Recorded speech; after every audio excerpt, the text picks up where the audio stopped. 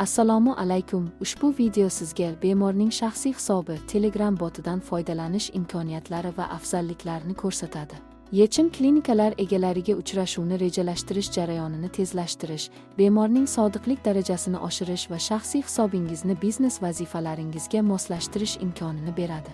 Bot bilan ishlashni boshlash uchun bemor tegishli tugmani bosish orqali u bilan aloqasini baham ko'rish kerak.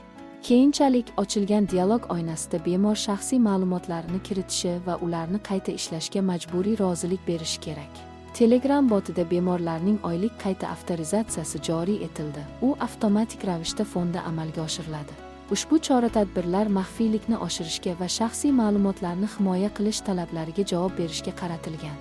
Shaxsni muvaffaqiyatli tasdiqlaganidan so'ng, bot klinikaga kirish uchun barcha kerakli ma'lumotlarni o'z ichiga olgan menyu yuboradi. Mening arizalarim bo'limida bemor shifokorlarning barcha yozuvlarini ko'rib chiqishi mumkin.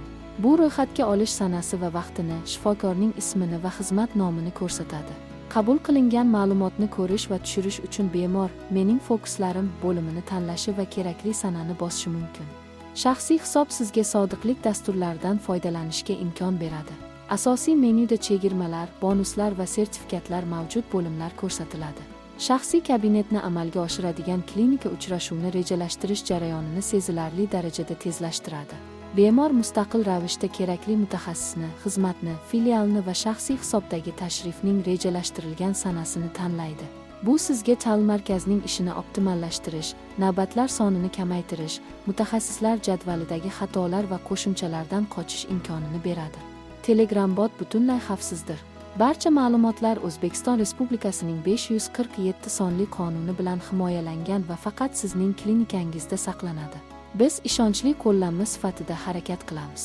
Bot ma'lumotni saqlamasdan saytdan so'rovlarni sizning bazangizga va orqaga uzatadi. Bemorlarga qulaylik va siz uchun to'liq huquqiy xavfsizlik.